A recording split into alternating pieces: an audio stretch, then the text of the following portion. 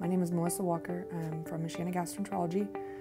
We have 6 physicians with a gastroenterology specialized practice. WebChart is our complete file on the patient. The doctors use that throughout, whether they're at the hospital, whether they're in the office, whether it's our endoscopy center, they can access it because it's all internet-based, so it's very transportable. Our implementer, she walked us through, we had training sessions every Wednesday for a team that I put together.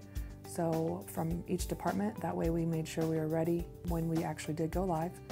And she just made herself completely available to us. Every time I had a doctor go live, we always went live on a Monday, and she just made sure she was either here in person or she was completely available to me all day long. We did one doctor at a time. We started scanning records probably a month before we went live with our first doctor. And then we went each doctor after that, probably 3 weeks in between each doctor.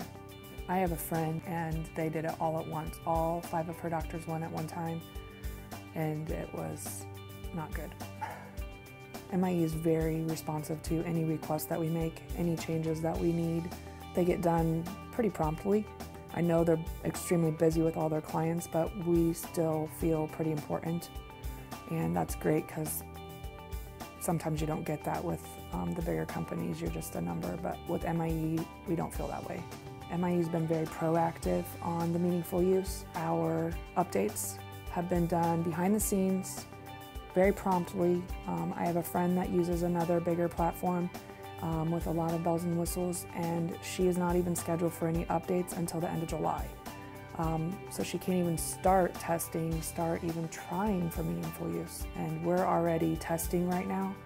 We should be ready, I would say, in the next 6 weeks to actually start recording and being able to report to CMS. MIE has interfaced with our billing software. I mean, there's been very few bugs to work out at the beginning. We worked them out and it's been smooth since then. The cost of WebChart, I believe, was very affordable.